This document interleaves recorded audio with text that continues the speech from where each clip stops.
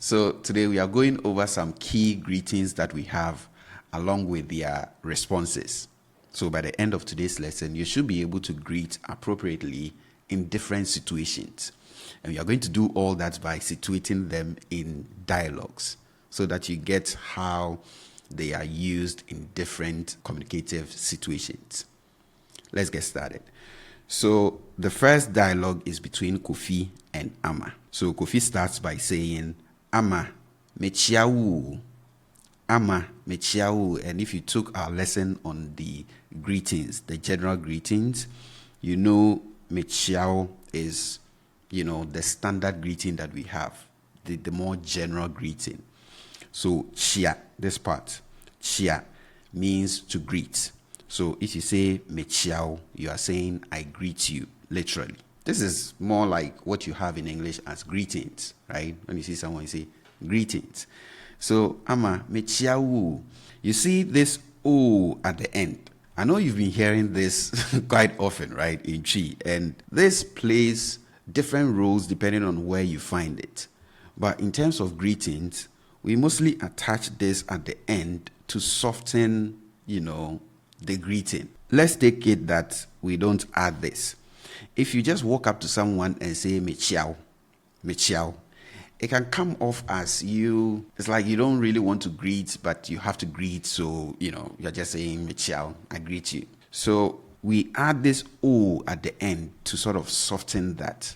The moment you say mechiao, it sounds more friendlier, right? It sounds like genuine greeting. You really want to greet the person. And more so if you add the person's name at the start. So if you meet a friend or a brother or anybody and you know the person's name, you can start with the person's name. So you can say, Kofi, mechiawu, Ama, mechiawu. Apart from the name, you can also start with a title. So let's say you are greeting a man who is old enough to be your father. You can start with Eja, right? Eja. So you say Eja mechiawu, and Eja means father. Okay? So you say Eja mechiawu. If the person is old enough to be your mother, you can say Mame, right? Let's put it here. Mame mechiawu, right? I greet you. Mame. So you have Mame here as mother. So when you do this, then you sort of soften it and it sounds more polite, more genuine coming from you. So today's Ama responds with Mejiusu minia. Mejiusu minia. Again, if you took that lesson, then you know Jeso is a phrasal verb that means to respond. Okay, to respond to. And if you know anything about Chi phrasal verbs, usually the object of the phrasal verb comes between the words of the phrasal verb. So an example that I gave was in English when you say, for example, the boxer took out Mayweather. You see this took out, that phrasal verb.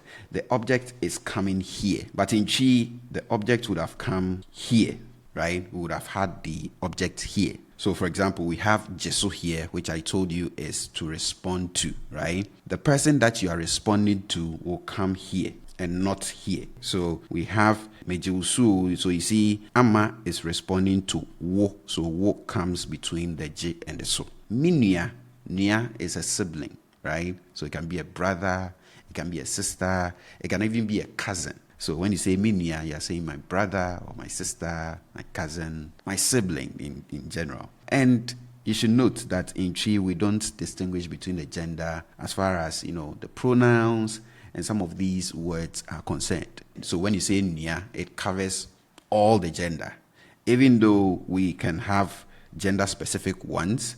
So we can have Niabema as a brother, and then we can have Niaba as a sister.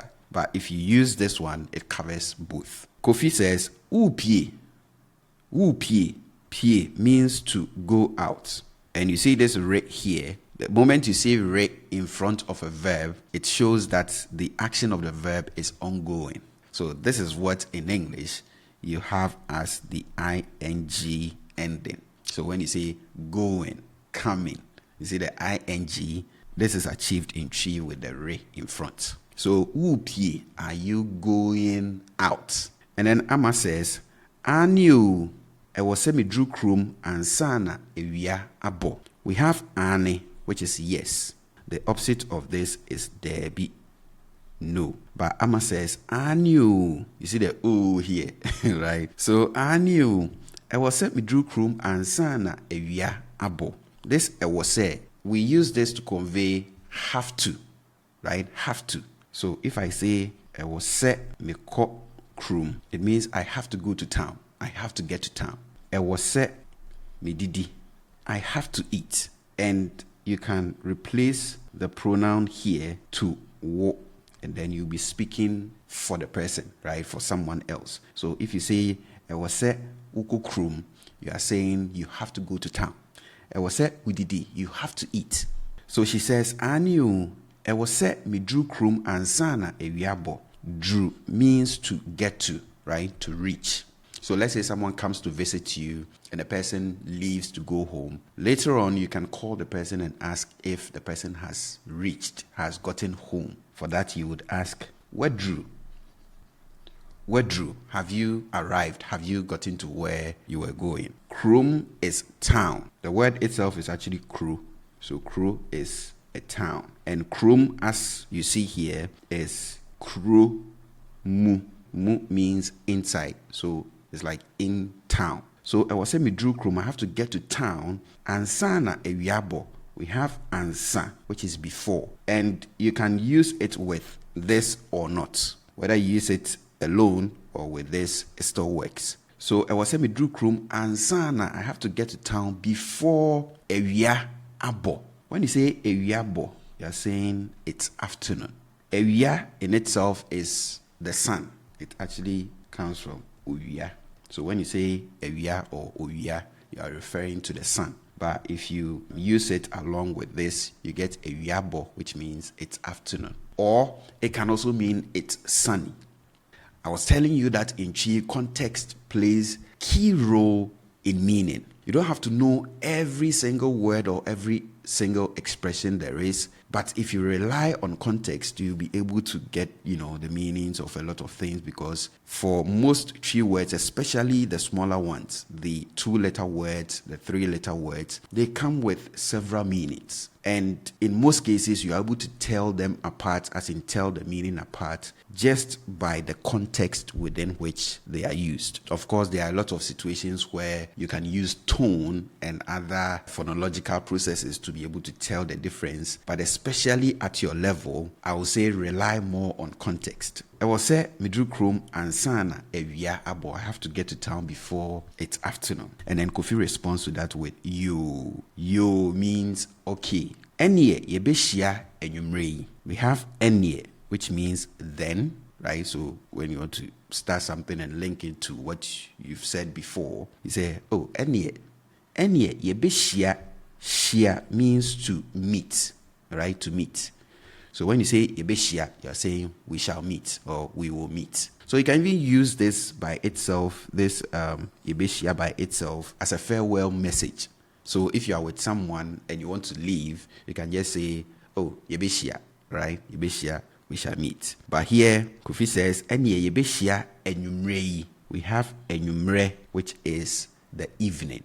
All right, enyumre is the evening. So quickly, let's look at the different times of day. So we have anopa, which is morning. We have ewia as afternoon. And then we have enyumre, which we have here. So we have enyumre as evening. And then we even have anajo as night. But for all these, if you attach yi, which we have here, to it, you get this, that. So let's start with this one. So we have enyumrei, which will be this evening. If you attach it to anopa, we get anopei, which is this morning. Oh, midi emo anopei. I ate rice this morning. We have ewia. If you attach this yi, you get ewiei, which is this afternoon.